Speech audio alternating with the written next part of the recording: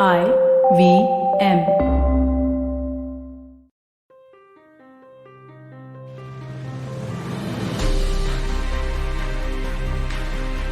Till about a decade ago, English was the language of access. If you didn't know the language, you'd end up with limited opportunities. But today, the power equation has shifted. Vernacular is the new name in the game. Everyone from Google and Meta to ShareChat and Moj are banking on local languages. So if content is king, will regional languages be the queen that will get us to the next billion internet users in India? As we speak about the younger generation, they are said to have short attention spans. Therefore, the whole hoopla around short form content. The reality is that this is the audience that also binge watches a Netflix series straight up for 10 hours. Is it that our attention spans have decreased, or is it that our threshold for what's engaging and what isn't is increasing? Monetization is a way of value capture for new age platforms. But what is the right approach to monetization? How long should one focus on value creation before moving on to value capture? And finally, what are the hiccups, challenges, and failures that a founder faces in their journey to success? And most importantly, what sort of attitude must one have to overcome these hurdles? Welcome to Speak Easy with Dheeraj Sinha, and today I'm talking to Ranjit Pratap Singh, co-founder and CEO at Pratilipi, the largest Indian language storytelling platform with over 5 million stories published in 12 languages and over 25 million active readers. Ranjit completed his bachelor's from KIIT University Bhubaneswar and MBA from FMS in Delhi. He has 30 plus certifications from the Harvard University. Before Pratilipi, Ranjit was with Vodafone, where he looked after marketing, retail, and channel sales. Ranjit has featured in Forbes 30 Under 30 and Entrepreneur India 35 Under 35. Ranjit, welcome to Speak Easy with Dheeraj Sinha. Thanks a lot for having me here. Absolutely. So, Ranjit, I want to start with the beginning of the story, right? I mean, MBA, engineering, regular corporate rigmarole. How did Pratilipi happen? What was going on in your mind? What triggered the whole Pratilipi story right at the beginning? Sure. So from very beginning of my childhood, I have been a voracious reader. And just like most people my age and from my background, I started by reading Hindi comics. Then I started reading first classical Hindi literature, then contemporary Hindi literature. Then I went to pursue my engineering and I realized that Hindi content was simply not available that much. Yeah. So I started cribbing to my friends that, this is not the world that I want to live in. Somebody should solve this. I should be able to read in whatever language I want. But shifted to English because there was no other option. Then went and did my MBA, then worked at Vodafone for a couple of years. Then I quit my job and I was trying to decide what to do next. Around this time, some of my friends called me back and said that, you have been cribbing about this for half a decade. And if nobody else has solved this, why don't you give it a shot? And that was basically the genesis of Prakriti, that language should not be a barrier for people to do anything. But most importantly, read stories, because that was a personal problem. No, amazing, because I think somehow the world is coming to that, right? About a decade ago, English was the main language. It was the language of access, right? If you didn't know English, you didn't know how to use your cutlery, it was said that you will not enter civil services and so on and so forth. They will not make it to the interview. I'm from Bihar, and the saying in Bihar is कि जूता कहीं भी हो लेकिन polished cherry blossom का चाहिए, right? And English was that polished language, right? And today we are coming to a stage where, language is the big deal, right? Look at all the platforms, whether it's Google, Facebook, even in marketing. In fact, at Leo Burnett, we just set up what we call Leo Burnett Regional. So we are now, rather than think marketing campaigns in English, we are thinking campaigns in languages, Tamil, Telugu, Malayalam, and so on and so forth. So, I mean, I hope the data is right. There are about 36 million people on the Pratilipi platform, right? Talk to us about who are these people? Who are these people? Where are they coming from? And more importantly, what are they getting out of this platform? Right. So now we have 5 different products. The largest one is still online literature. So I talk primarily about that because other platforms or other products would have like different user bases and different demographics. But for the literature platform, people literally come from all over the world in different ways from different demographics. At a high level, for example, about 3.5% of our users are from outside India. A vast majority of them Indians who are living outside, but also some natives. Wow. Then about 48% of people come from top 7 cities in India. And then the remaining people come from tier 2, tier 3, tier 4 towns and places. In terms of gender, we are one of the most women-centric platforms in India. So about 52-53% of our users are women. And then about 47-48% are men. Predominantly younger population, which is something that people don't guess when they think about Pratilipi, but about 68% of our users are between 18 to 34. Wow. But we also have a sizable audience of people who are above 55 or 60. And where do you see, growth coming from? Where do you see your next billion users will come from? Right. So what is going to happen more and more is that it's not that outside India is not going to grow or tier 1 cities are not going to grow, but I think more and more the share of users from tier 2, tier 3, tier 4, tier 5 will continue to grow at a much faster pace. So if metro audience on Pratilipi is, let's say, growing at 30% year on year or 20% year on year, the non-metro audience or the tier 3 audience is growing at much more than 100%, 150% year on year. So vast majority of growth is going to be even more younger people coming from even smaller places all the time. One of the other things that I wanted to touch upon, Ranjit, was that, your kind of professed goal is reducing poverty through meaningful education, right? You've spoken about that, giving access to storytellers and readers across languages. Where does that goal and mission come from? And what are the other ways that you are enabling this? What are the other ways other people can enable this? Let's talk about that, because that's very fascinating for me. So just to be clear, that's my personal goal as Ranjit, not as the CEO of Pratilipi. Sure. So this is the mission that I want to work towards as a person, primarily because I come from a lower middle class family, and the single biggest reason why I'm here is because I even knew that there is something called engineering. Like in my village or nearby, maybe 50, 60 villages, I was the first engineer, literally, not figuratively. And after that, there have been at least 15, 16 people who have either pursued engineering degree or who are pursuing now, just because they have a role model and they understand that there's something called engineering that they can pursue. And considering you are from Bihar, you would have seen that there will be villages where there will be a lot of people who are IS. There will be villages where there are a lot of people in army. There will be villages where there are a lot of doctors. And that is because once one person does something, like everybody else has someone to look forward to. And which is where I think education has two parts. One part is about learning, or one part is about curriculum, teachers and things like that. And second part is just about role models or visions or aspirations or dreams. And this is the part that Pratilipi is personally, Pratilipi as a company is solving. So the premise is less about teaching you something. The premise is more about showing you what all is possible. And I think stories give you that hope or that vision of what is possible. When you read Harry Potter and you go through that, there's someone who went through so many challenges to achieve so much while also doing the right thing all the time, standing by the values that he believed in. I think that helps you become a better person. That helps you go through adversities in life. So that is what Pratilipi's approach has been. But in other cases, I also either invest directly in or try and help founders where their company's missions are more about, let's say, giving access to knowledge or giving access to community or giving access to financial services. So anything that helps people like live a more meaningful life is something that personally I'm excited about. Very, very interesting. Very interesting. So would you see that Pratilipi as a platform would also extend itself beyond just storytelling and in this direction? Would there be, for example, your story for the other India, hypothetically? Or would you get into those platforms, or would you still stay as core as storytelling? So it's hard to see how the future will unfold, and never say never, but it's unlikely. Right. I think we want to go into areas where we have like some reasonable probability of actually getting the market, because it's not.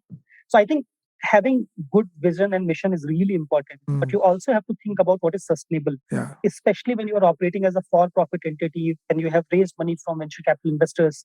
So you have to look at what makes financial sense as well. So we would want to go into areas where there's a reasonable chance that we can actually succeed. And if we go into areas which are not related to storytelling, chances are that we are no better than any other competitor, and chances are that we are going to lose against them. So it's unlikely, but never say never. Sure, absolutely.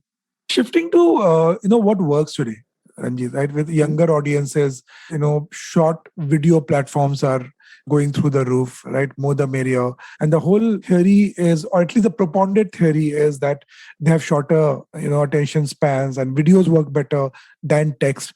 my counter to that also is that at the same time, the same audience which binge watches for 15 hours. So it's not that you have a shorter attention span, it's the bar for interestingness has Exactly. gone up, right? So that's my personal theory. But the popular belief is young, snappy content, video is what really works. Where are you on that? Especially because the bulk of Pratilipi format is actually text. Right. So I actually agree with you, and this has been one of my more controversial opinions, not just right now, for last 7, 8, 10 years. Yeah. That most people just don't look at data in a deep enough manner, and they just make lazy generalizations. It's not that people's attention spans are going down. If you look at any of the platforms, and I'll give some examples, it's actually that their engagements are improving over a period of time. What has happened is that people simply have more and more options today, which means that the bar of what is acceptable to the audience has gone significantly up. Back in the day, if you had only one TV channel or one newspaper, whatever they served you is what you're going to consume because, well, you did not have any other options. Today, if you launch a show even on Netflix, if I don't like it, I take 30 seconds to move on to a different show. But if you give me a Game of Thrones, I am going to binge watch it till the time it ends. And it's not about just Netflix. The same is true for YouTube. The same is true for books. The same is true for like podcasts. The same is true for every single format that you can imagine. You have to give me great content. The format or the size of the format matters much less. And another example around this is that TikTok has been the poster child of short video content, and both TikTok globally and more importantly Douyin in China, which kind of is a few years ahead of TikTok, they have both been pushing for longer and longer and longer content. So now TikTok actually allows, I think, 2 minutes, 2.5 minutes videos. In China, they have already been pushing video of length up to 15, 20 minutes. So literally the poster child of shorter attention span, or like the prime example that people give, is one of the companies that has been pushing more and more longer form content. The same is true for YouTube. Over last 7, 8 years, every year YouTube is pushing for longer and longer and longer videos. So anybody who looks into deep data long enough, they know that this is not true. It's just a lazy generalization. But lazy generalizations sell. And what about reading versus video, right? I mean, I'm also an author and my publishers are always cribbing that, look at the bookstore sizes. They're all shrinking, and now the front facade is filled with Barbie dolls and chewing gums, and books are increasingly receding. However, the vernacular language is obviously going up. Even in newspapers, vernacular is going up because there's more literacy, people are coming in. What's the pattern you're seeing in reading and text and stories? So there are two things here. One is physical versus digital. The second is text versus audio versus video. Yeah. So if you look at the physical world, sure, bookstore sizes are going down. There are no CD stores or DVD stores anymore. Yeah. So that has nothing to do with format. That has to do with the digital offers you just so much better accessibility, so much better reach, so much better. It's about distribution, you're saying. Exactly. So when you look at just bookstores and compare that to Netflix, it's not a fair comparison. You want to compare bookstores, you compare that with like CD stores or DVD stores. Yeah. And like literally you would find, I don't know, 30 CD or DVD bookstores in entire Bangalore, maybe less. Yeah. And even they would actually be selling 50,000 other things, and CD, DVDs would be a small part of what they're selling. Versus there would be standalone bookstores in like every major locality in Bangalore. It's more about that, as I talked about, digital versus physical versus audio or video versus text. On the second part, I think the line is blurring between what is video, what is audio, what is text. So if you look at more mature economies, you will see that there are newer and newer formats of content that are coming up. And it's hard to say whether they are text or video or audio. Like think of, for example, Snapchat.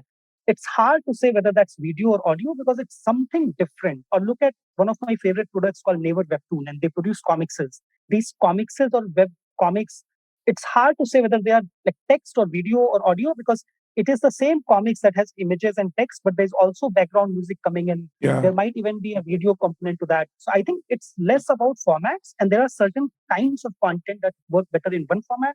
There are certain kinds of content that work better in a different format. And it's more about that just people's needs are evolving, and we have to kind of walk up with that. So at Pratilipi, for example, we never say that we have to increase the number of readers in the country or the world, or we have to increase the number of podcast listeners. What we want to do is we want to give you options. If you want to listen to a great podcast, you should be able to listen to a great podcast. If you want to read a great story, you should be able to read a great story. If you want to watch a great movie, you should be able to do that.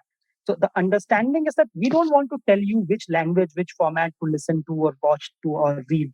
What we want to do is that you should have access to everything, and then you get to decide. If you decide to watch a movie, great. You want to play a game, even better. You want to read, great. Like, It doesn't matter. It's up to the end consumer. It's just that we want to give you all those choices.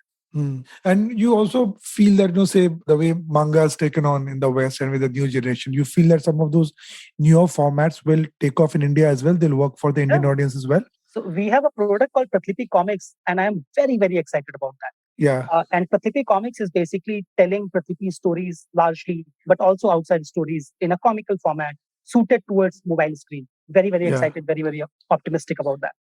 Yeah. I mean, comics were very big when I was growing up, and there's no reason why I should not. I think till early 90s, India was one of the largest comic reading markets in the world. And then suddenly we went to one of the smallest. Yeah, and you're reviving that piece. We are trying to. Amazing. So this wouldn't be a franchise of an Indrejal or a Tintin or whatever. This would be your own homegrown Indian brand of comics, right? So internet is much, much bigger than the offline version was. That is like saying YouTube is a franchise of whatever movie viewer was there before. Or Airbnb is a franchise for Marriott. Airbnb, if it succeeds, it would be many, many times bigger than Marriott. If YouTube succeeds, it would be many, many times bigger than any of the movie producers. So the internet gives you unprecedented scale. So if Pratilipi Comics wins, it's not going to be like what Raj Comics or Manoj Comics or Diamond Comics look like. And I am a huge fan of them personally. It's just that internet works in a slightly different manner. So if Pratilipi Comics succeeds, we will be many times larger than every single comic publisher in the physical world combined. You're saying just because of the sheer scale of distribution that sheer scale is one part. The other part is that the variable cost is very close to zero. So once we produce a comic, it doesn't matter if 5 people read it or 5 million people read it. My cost is roughly the same. Yeah, that's amazing. That's a very insightful point. Ranjit, let's talk about monetization, right? I mean, many platforms are now talking about it, right? I mean, Google, Meta to TikTok, they've all been talking about monetization. Pratilipi now has its own subscription plans. So how are you focusing on, building greater value, both for Pratilipi, the organization, and the creators on the platform? And what's the path ahead on that piece? Right. So I think, as I was talking about just 30 seconds back, right? So there are companies on the internet, especially in the internet economy, where your marginal cost is very close to zero. So for companies where your marginal cost is close to zero, you ideally don't want to monetize till you get to critical mass. And which is where, for example, companies like Facebook or TikTok were spending a lot of money before they actually started monetizing. That is the right strategy. A lot of times, I think media somehow doesn't understand that. Ideal case scenario is that you want to be unit economics profitable. Then you get to a critical mass and then you start focusing on scaling your revenues. So we are still at the stage, we are focusing on value creation, which is that how much value do my creators and consumers get versus value capture. But we have started monetization and value capturing, as you said, just a few months back. The overall premise in which Pratilipi is going ahead is what is the way in which we can capture some of the value that we are creating while ensuring that the value creation doesn't slow down. So we have nothing behind the paywall, even on our subscription products, for example. So it's not that if you want to read this, then you have to pay to Pratilipi. It's more like if you subscribe to a creator or to Pratilipi, you get some exclusive benefits. So, for example, there is a feature called audio chat room. If you're paying subscribers, you get access to that. Or, for example, if you're paying subscribers, you can read the exact same story 3 days before everybody else reads it. But it's not that just because you don't have money to pay, you will not be able to read that story. So that is the way that we are looking at monetization for Pratilipi. So you're saying that the whole vision or mission for democratization will never go away. I mean, it will never be that. At least for as long as I remain the CEO, that will not go away. Yeah, but you're also then looking at, for example, about 2 months back, we did a shoot and we did it with an influencer. And the fee that the influencer was paid was very, very similar to a fee that a Bollywood celebrity would get paid. So in that environment, right, things are kind of leveling up. Not the norm of the river is beginning to level up. Do you also see that happening in this world of creation? That I think very, very soon, top Pratilipi writers will be making significantly more money than the top writers in the physical world. So last month, in fact, last 3 months consistently, 2 of our creators have made more than 1 lakh rupees a month. And neither of them are full-time writers. And people say writing is dead or literature is dead. This is just in royalty. That is it. Amazing. This doesn't take into account anything else. This doesn't take into account, for example, if they acquire their content, that's on top of this 1 lakh. How many writers in India make 1 lakh rupee on just royalty every month is probably not a very large number. Yes. And we have literally started monetization 4, 5, 6 months back. So I think over a period of time, what will happen is that everybody would have a chance, but some people will make exponentially more money than everybody else. That's always been the case. That will always be the case. It's just that earlier, most of the people simply did not have a choice. Like if you only think of Bollywood, for example, unless you had the right connections, you knew the right people, you had the right name, it was just impossibly hard to even get the first break. Yeah. Yeah. Versus in the world of YouTube and TikTok and Instagram, you have a chance. That doesn't make it easy. It just means that there's some probability that if you are smart enough, if you are putting in hard enough work, and if you're just lucky enough, you might get there. Yeah, you're actually democratizing discoverability. Exactly. So you don't have to fight for that. And after that, Exactly. it's your hard work and consistency. But do you have a sense of what really works? I mean, is it just quality? Is it consistency? I mean, in authoring people, so you have to build an audience, right? And you have to Right. keep coming Exactly. back to the audience. But any Exactly. insights on that? So actually, you have answered the most important points. You have to build an audience. So you shouldn't have to think about, okay, Pratlipi has 36 million users. What do I do for 36 million users? You have to think about, okay, these are the 100 people who are reading me today. What do I do to make sure that these 100 people keep on liking? So you basically create more frequently. You talk to your readers, try and understand what they are saying, take their feedback, make them feel good so that they go and talk to other 100 people about it. So I think these are the three most important parts: just keeping your audience like your audience, being consistent, and continue to improve. Yeah, we had an influencer, Raj Shamani, on the show, and he said that he looks at his content as product market fit. He's saying, I'm a startup. I look at my content whether it's delivering to the needs of the people or not. I think that is the right way to look at it. And similarly, for example, a lot of startups focus too much on their competition, and those startups rarely succeed. It's much Yes. better to think of that startup as like you care about your customers, and that is probably like 90% of what you do. Yeah, no, awesome. Ranji, we'll take a quick break and come back. Very interesting conversation. I'm looking forward to the next part. Same here. Don't you think that if everyone around you is getting smart, you better be smarter? Hey there, I'm the traveling professor Siddharth Deshmukh, and I'm back with season 2 of my podcast to make you smarter. Smarter with Sid. What's this season's focus about? Well, it's about 10-minute nuggets that will make you stand out at work. It's time to go from smart to smarter. Tune in every Tuesday and Thursday and become smarter with Sid.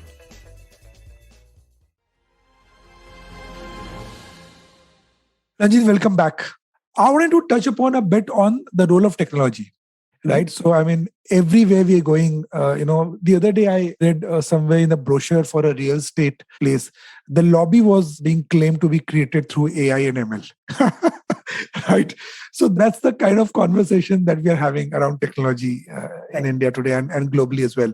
You've also, human editors on Pratilipi platform, I'm told, right? And it's all selected through technology. Talk to us a bit about the role of technology, how it is now, and how do you see this evolving in the game that you are in? So just to be clear, we think that the right way to think about technology is as an enabler or as a leverage. So when you think of technology as an end in and of itself, I think usually you don't go anywhere. Sometimes you get lucky, but that's rare. Better way to think about is think of the problem that you're trying to solve. And sometimes the answer is a particular type of technology. Sometimes the answer is something else, and that's completely fine. So think of, for example, let's say maths. Just because you know addition or subtraction or multiplication doesn't mean that you're going to apply multiplication at every single place, right? Like you think of the problem and then you decide if you should use addition or subtraction or multiplication or something else. The same way it is, in my opinion, for technology. So there are areas where a certain kind of technology could be very useful. There are certain areas where a different kind of technology could be very useful. There are certain other areas where a human is much better than what technology is. So think of where we use technology the most, in the Clippy's case at least. So for our literature product, we currently have about 5.5 million stories published on the platform. Is it even theoretically possible to have a human workforce that goes through 5.5 million stories to find out which stories are good or which stories are bad? That's just humanly impossible. And it's not that the number is static. It's like every month we are publishing about 250,000 new stories. That's more than the entire industry combined. Like if you combine every single publisher in the country, offline and online, all of them combined will not publish more than 250,000 stories in a year. We do that in a month. So it's impossible to curate those stories manually, and which is where technology becomes a tool. And within technology, which is where machine learning becomes a much better tool than other types of technologies, because machine learning gets better with the amount of data that we feed into this. Versus there are other parts. So think of, for example, IVM, where we don't use ML to figure out which podcast should go into what direction. We actually use human wisdom and experiences to decide what kind of host, for example, would be good for IVM. What kind of guest should come onto the platform? What kind of question should we ask? Because in this specific case, human wisdom or experience is actually a better answer. So it's Yeah. not about whether technology is better or humans are better or something else is better. It's about focusing on the problem and then figuring out what is the best kind of solution that works in this scenario. Yeah. So I'm personally curious a bit more, Ranjit, around how do you use AI ML in curating stories? Do they feed on what's kind of floating, what's getting better readership, or do they actually develop a judgment of content over a So period there, of time? so there are two parts to what we do right now. One part is essentially, let's call it negative recommendation, which is basically about content that should not be there on the platform in the first place, which is illegal in one way or form. Right. So think of, for example, copyright violation. Think of, for example, hate speech. Think of incitement to Yeah. violence. So then here the premise is fairly simple, that the algorithm has been trained over content that is legal and content that is not legal, or Right. content that is like significantly similar to something else. So just to be clear, it's not 100% accurate. So for example, copyright violation, it's very hard to say if something, as in sometimes something is a blatant copy, but sometimes it's hard to say whether something is as an inspiration or something is a copyright violation. Yeah. So we try and get to as much accuracy as we can in trying to identify these cases and weeding out these cases. That is one part of ML. The second part of ML is largely around what is the story that you would like. And my favorite example to give has always been Harry Potter. So there are some of my friends who believe that Harry Potter is one of the greatest books ever written. There are some of my friends who think Harry Potter is absolute shit. There are some of my friends who think that Harry Potter is great, but it's not Lord of the Rings. It's like great for kids, but like not for adults or not for teenagers. Now the Yeah. story is the same. It's just that your tastes differ. So the Yeah. premise of the recommendation or personalization is more about Right. figuring out what kind of stories you are likely to write. So then we'll look at a bunch of different parameters. So we'll look at your own reading history. We'll make a social graph of people who are similar to you and what they have read and liked, but you haven't. But we'll also have a content-based graph where we'll look at different contents and see, okay, these two stories have similar nature. And then if you like this story, then maybe you'll like this story. So all of Yeah. this forms the basis of ML or where we utilize it. There is a third angle, which is much smaller, which is about helping our creators. So for example, or even consumers. So for example, you are writing a story and you're using a word that you don't like. So what are the words which are similar to that word that you can probably Wow. use instead of this word? Or for example, you're a reader and you don't know what this word means. So finding out, okay, what is the simpler meaning of the word or the phrase that somebody is using? So these kind of things are probably the third bucket where we use machine learning. Nice. Yeah, very, very interesting. And are you doing a lot of effort at the end of supply creation as well, Ranjit, or is that being taken care of automatically? Are you curating writers? Do you have an initiative to build that pipeline, or are you saying that more than enough? Every dining table in India has a story, and we don't need to work hard on that. So honestly, I think this is one of the areas where we don't think we have done enough effort, both in terms of attracting new creators, but also creators who are already on the platform, helping them become better and helping them be more successful. So from very early on, we have done some efforts. So for example, we have something called Writers Academy, where top creators have created series on how to become a better writer in different ways. We do some workshops. We have a team called Author Relationship Managers who work with some of these people to help them become better. But I think there's a lot more work that we need to do on this. We have done some other partnerships where we have worked with some schools and colleges on like helping budding writers come on to Prakliti, or just even if not Prakliti, just write somewhere, write in a diary, write on a paper. It doesn't really matter. But I think this is an area where we need to do a lot more work. I don't think we have done nearly enough. Yeah. I want to switch gears to podcasts. I mean, something that we're doing and something that, I got into it because we were saying, okay, we're a new age agency. We should, work with new formats. And I said, what's a better way to work with a new format than learn it yourself? And I got into say, we will do five podcasts and see how it goes. And now we are 20 speakers down already.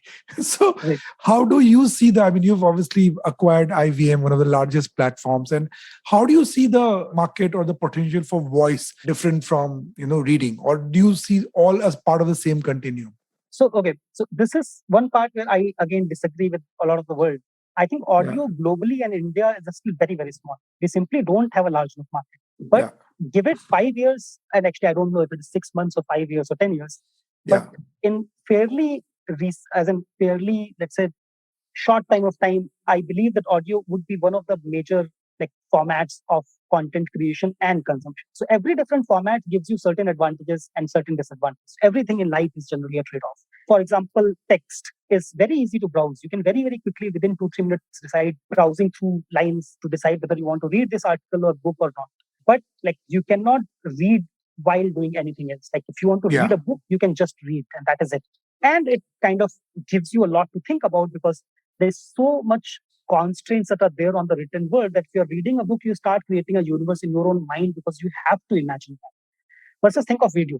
Video is good in terms of discoverability compared to audio, but not as good as text. So you can click, watch a few scenes and decide, but it's still so much harder. There's a running joke that people use Netflix to decide what to watch, and then they just, by that time, they're already sleepy, so they turn off their Yeah. laptop and go to sleep. Yeah. That is because browsing is harder. And the advantage is, of course, you can watch something while you are doing something else compared to text, but not compared to audio. Audio is Yeah. impossibly hard to browse. And like, if you're not sure which podcast to listen to, you actually have to listen to a podcast. There's no other way. Mm. Like, it's impossibly hard to discover or browse for a podcast. And which is why podcast, in my opinion, is so much more discovery-led and so much more brand name-led. So most of the major podcasts are people like Joe Rogan, where Joe Rogan brings in this audience because people already know about you. There is nothing Yeah. to browse through. Yeah. But it gives you almost perfect parallel working. Like you can listen to a podcast or audiobook while you're running. You can listen to a podcast or audiobook or music, in fact, while you are coding or while you're cooking food. So I think that is one part. The second part is that there are certain use cases, as we were earlier talking about, where text is better, like where you want to engage your imagination, versus there are cases where video is much better, where you don't want to imagine, where you just want to actually feel what is happening. And audio is, I think, somewhere in between, where you don't want to like be 100% involved, but you also don't want to be spoon fed. You want that Yeah. ability to imagine, but you also don't want to be doing just that. So for those kind of use cases, I think audio is great. Like for example, conversation. So when you're listening to a conversation between two people, in most cases, you probably don't want to be 100% focusing on that, but you also don't want it to just be in background. You want to actually listen to some parts and engage your brain in some parts. So for example, for conversations, I think audio is so much better than either video or text. And I think audio will evolve as this demand increases. I think it's still early, but at least I am 100% convinced that it's going to be very, very large over the next few years. Yeah. I mean, I have always, for example, believed that, a mass scale use case, right? I mean, for example, imagine having Gurbani on audio. And we also do a lot of work with Spotify. They are a client, and we think a lot about how to make audio a bigger part of people's lives. And I'm like, can you do competition success review, civil services examination tips on audio? Yep, Because exactly. those are large scale India Use cases. use cases, right? Till you stay this whole very English polished world, it will stay a game of a few millions. But who according to you, Ranjit, is the audience right now on audio, and how do you think that panning out? You think it'll go the same direction as vernacular on text, or you think this will have a different trajectory? So actually, again, you I think gave a very good answer yourself. So I think whenever a new technology comes in, you start by focusing at the top end of the users because they're easier to access to. And it doesn't matter again what you're talking about. So when e-commerce came in, they only focused on the top 20, Yes. 50 million users before they started going down. The same for ride hailing, the same for literature, the same for audio. So when audio or podcasting started, they started by focusing the top 20, 30 million people because that was the easiest thing to do. But today, if you look at all the new age startups, including Pratlipi, including like Pocket FM, Kuku FM, Headphone, everybody is essentially going downwards and saying, okay, what can we do for a Hindi user or Malayalam user Yeah. or somebody living in a small place in Bihar or UP or Maharashtra? And how do we get them to start consuming this content? And larger corporates take some time, but I can guarantee that in streaming, we have already seen that Hotstar and Netflix and Prime are all going towards Yeah. like Indian language content. The same will happen with podcasts for larger players like a Spotify as well. It's just a matter of time before they started doing that. But you're But seeing the same curve- trajectory, yeah. Curve would be similar. It's just that the time it takes might be different. Like the path to Sure. get there might be different. Yeah. No, very interesting. Switching gears to your investments, right? I mean, obviously, so there are many sides to you, Ranjit, obviously, right? Running the organization, content. So, Anar, B2B, social media, Kutum. I mean, what are you looking for when you're investing? I mean, what's the principle that you're looking at? And what are you growing there? So honestly, I don't think of myself as an investor at all. I spend 10% of my time helping others in general. This is something that I have done for quite some time. That is largely because a bunch of people helped me. It's just a way of giving back. It's just that sometimes if I find a founder that I believe is a smart, resourceful, and they want to try and do something good for the world, I want them to support in many ways, and money just happens to be one of those ways. So when I invest in a company, it's not about investment, it's not about financial returns. It's basically just about that there's a founder that I think has some probability of changing the world for the better, and I want to back. That is my investment philosophy. It just so happens that it has worked out well and I have made some money out of it, but that is not why I invest. Right, very interesting. I want to talk a little, Ranjit. In retrospect, all stories sound very cool and interesting, and because we often cut in at a point in time when the person is extremely successful, right, and already made it. But I mean, behind every successful story, there's so much of pain. There's so many failures. What were a few things which were not working in your favor when you started off? What were some of the failures? Because there's so many people out there, Ranjit, who are wanting to start up, right? And midway through, they get really frustrated that, oh my God, nobody told us this is going to be so hard. Right. So what were some of the failures? What are the early hiccups that you're okay to talk about?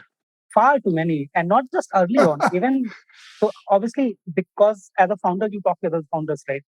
So it's like it doesn't matter what stage you are at, whether you haven't raised a single dollar or whether you are a unicorn, you are still going through challenges. You are still going through self doubt on a daily basis. It's just that there are certain things that you would not feel comfortable talking about in the public world, but everybody is going through challenges. And you might have 6 good months or a good year where everything seems great, but you will get down to like earth and you will go through again those hell points that are going to come up. So like bunch of different things, including literally today.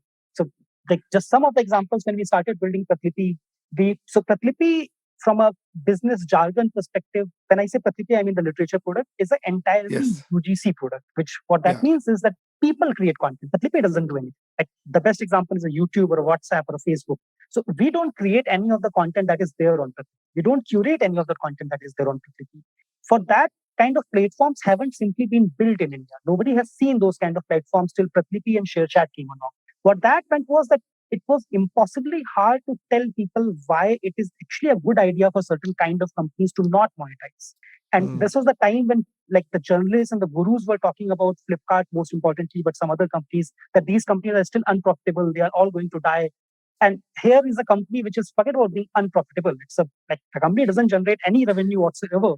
And we are saying that we are not going to generate any revenue for another 3, 4, 5 years. Convincing our own parents, for example. Like my mom, till about 6 months back when we launched monetization, she like every third call, she will say, how are you, like, why are people working with you? How do you give people salaries if you're not making any money? Not easy. Similarly, like think of for any kind of UGC platform or a marketplace, you would have creators because you have readers. You would have readers because you have creators. Now, when you're starting up, how do you convince creators to come to your platform when you don't have any readers? Or why should a reader come onto the Pratilipi's platform when you don't have enough high quality content? Then by virtue of being a UGC platform, there will always be cases where there is some content on Pratilipi that should not be there on Pratilipi. Like copyright violation is the single biggest problem that we have faced like even today, but today I think the algorithms have gotten much better. So the number of cases are much lower, but even now it happens, but it used to happen so very frequently till about 2 years back. And then you have to explain to a creator that why we were not able to catch a particular copyright violation. And a bunch of other things. Like one fine day, for example, a very key person in the team essentially says that, dude, you know what? Somebody else has offered me a 3x salary. And so I'm going to go.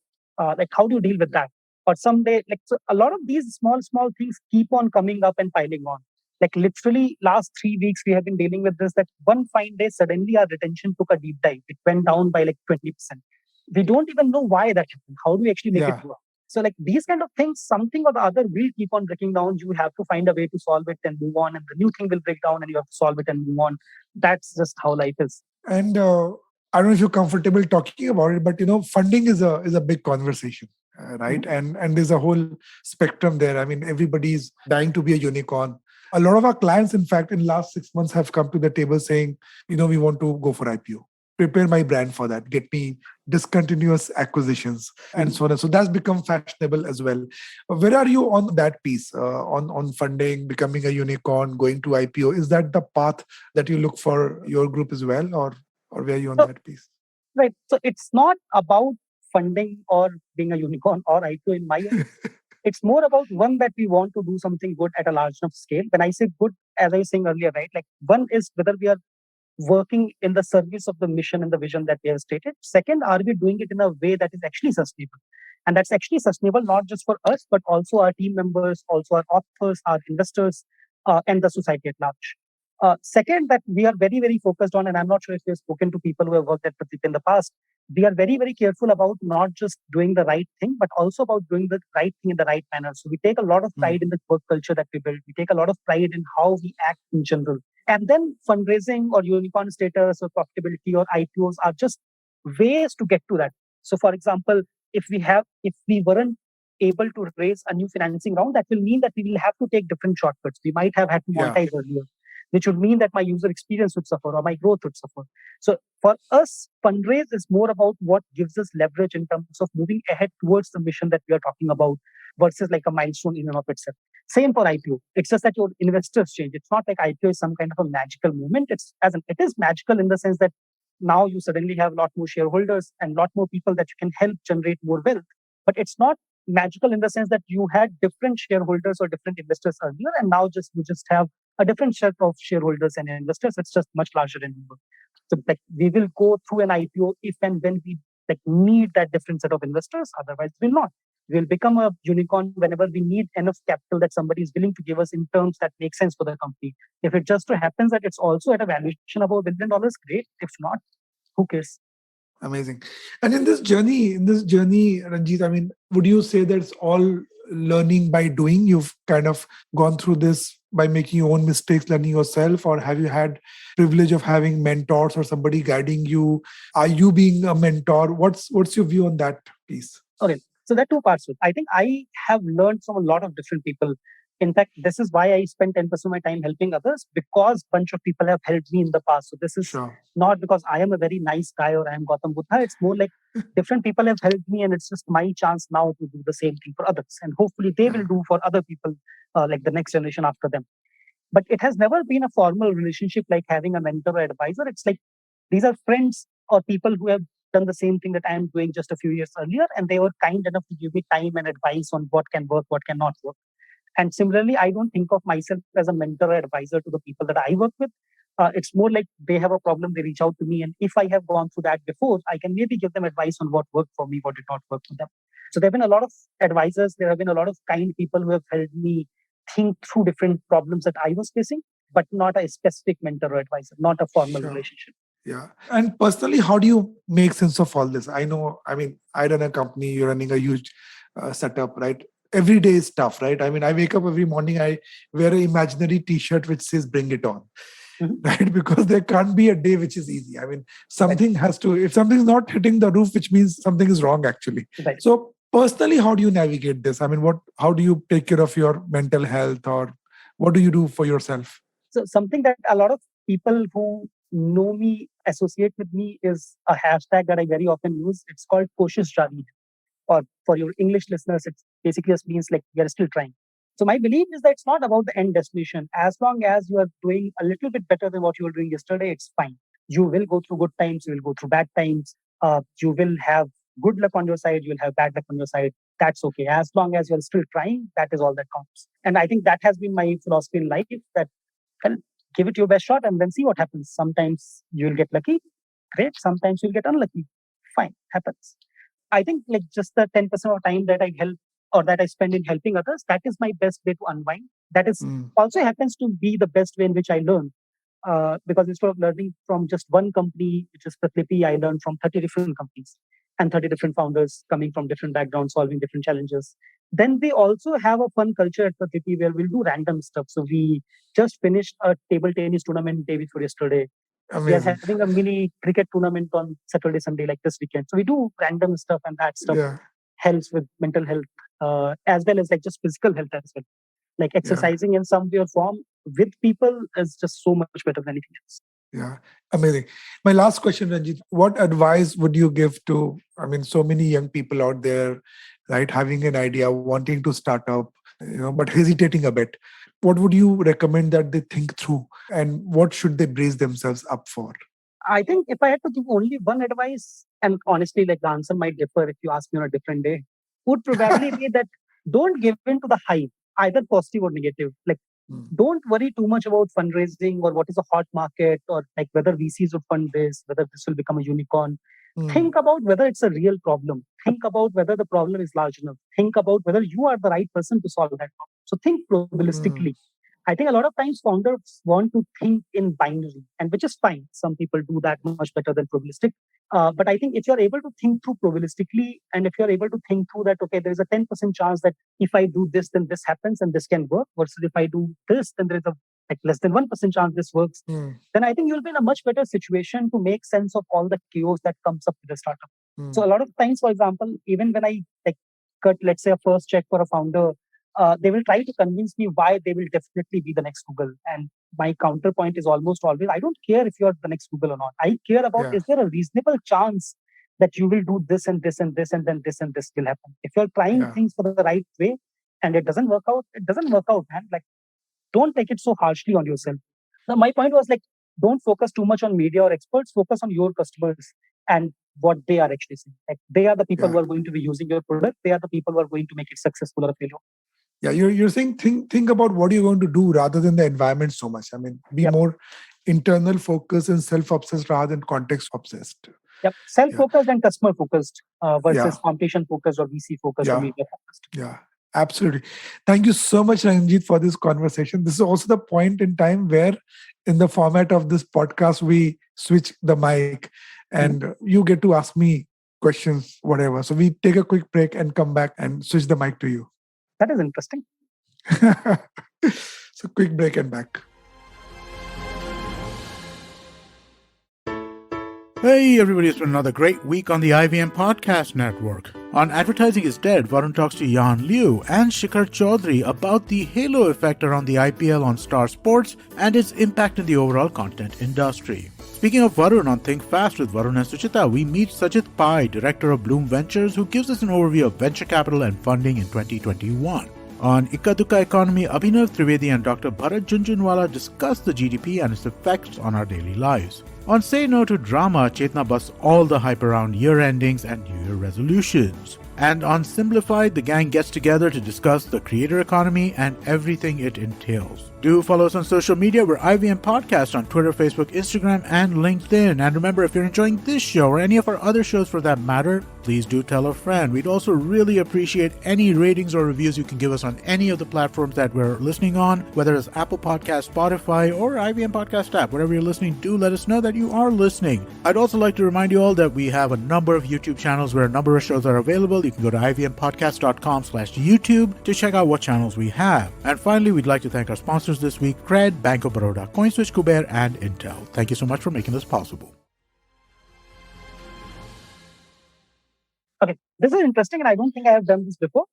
What has been your most interesting conversation on this podcast that you have had till now?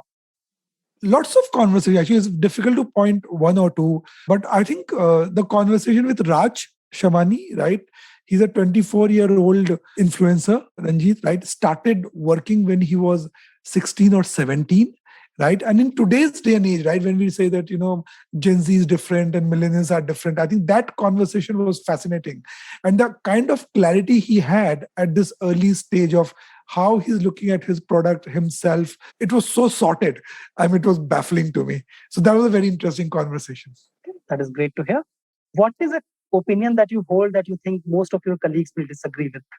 Yeah, I mean, so I'm a big fan of intensity, right? So around this whole work-life balance and what is work and what is life, I feel that if you're intense about something, right, boundaries kind of merge, right? And I feel that's a very counter unpopular opinion. And if you're really intense about anything, right, then you will put in whatever is required, which is, I'm not saying burnout. I mean, you'll have high intense times and low intense times, but I am unable to find a very clinical way of saying this is work and this is life. I mean, my belief is that the world revolves, the real world which makes a difference revolves around the idea of intensity.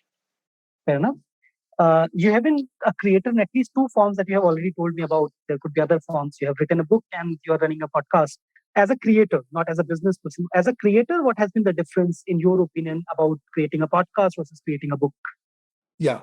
So the book is a very inward journey, right? I mean, you write for about 6 to 8 months at a stretch. And that's how I write, right? And it's a very inward journey. You're ruminating in yourself and you also get time to go back, edit, right? You write something, you say, oh my God, this is terrible, right? I mean, this is all faff, all bullshit. I can't put my name to this. And you go back and you rewrite. So there's a lot of lot of editing, sculpturing. I liken writing to sculpturing, right? You put something there, you give it shape, you go back, you re-edit, and finally something very beautiful comes out, which you are happy putting your name to, right? Podcast, on the contrary, is on the go, right? I mean, you're doing it. Once you've spoken, once recorded, is gone.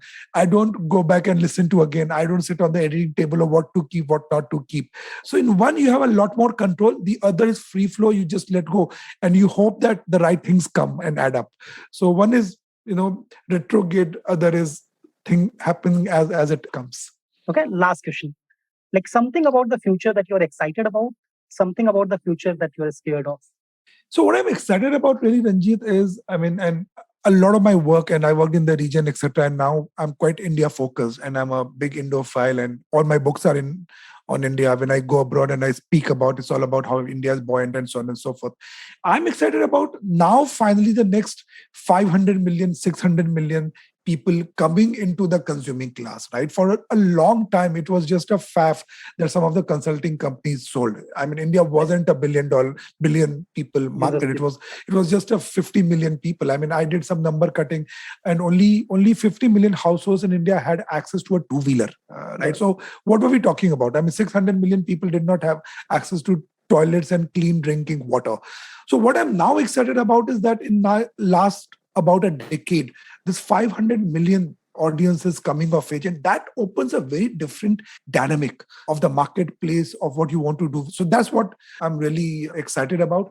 What worries me is, would we still have the resources to cater to the needs of these people, right? And resources, I mean, in terms of everything. Would we be able to create employment? Would we be able to give them access to skill-based education, not just certificate-based education? Would we be able to change mindsets enough to be able to harness the minds of these 500 million people? So that's what comes to my mind when you ask me that question. Okay, so how did I do as your job? So Ranjit, if our listeners here today want to connect back to you, send you a comment, or maybe pitch for an idea, what's the best way to connect with you, Ranjit? I think you can either reach out to me on email. I am at ranjit@pratipti.com. Or you can just reach out to me on Twitter. My Twitter handle is THEBMR, and either of them works fine. Fantastic. Thank you so much, Ranjit, for making time. Amazing conversation. Lots of things to learn and reflect around. Of course, it was a pleasure to be here. A different podcast or a different interview in many, many different ways. So thank you for having me here. Yeah, cheers and all the very best. Thank you. Thank you.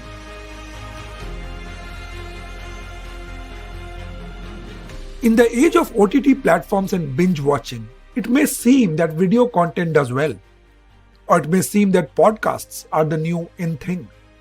However, the lines between video, audio, and text content are blurring. The newer forms of content traverse between text, video, and audio. With the behaviors around content consumption evolving, we will be witnessing the rise of what we call hybrid content formats. When talking about the attention span of the younger generation, Ranjit says that it is a very generalized data point. And unfortunately, generalization is easy for people to sell. It's important for us to dive deep into data and see the true picture. It is not that the attention span is going down, but the bar of what is acceptable quality has gone up. When it comes to technology versus human intervention, Ranjit says it is not either or. It has never been about technology being better than humans, but a focus on what's better to resolve a given problem, technology or human wisdom. If the job warrants the intervention of human wisdom, then a human system should be put in place. And if a job requires accuracy with the speed of an algorithm, then machine learning should be the way to go. Ranjit says that he finds it highly gratifying to pay it forward by being there and helping out new founders. Funding is just one way to help out. More importantly, he looks out for founders who want to change the world for the better. Those were my learnings from today's conversation. What were yours? Do tag me on my Twitter handle Dheeraj_Sinha or leave your comments at speakeasywithdheerajsinha.com. If you like this podcast, you can explore other amazing podcasts on the IVM Podcast app and website. You can follow them on social media at IVM Podcasts on Twitter, Facebook, Instagram, and YouTube. Thanks for listening.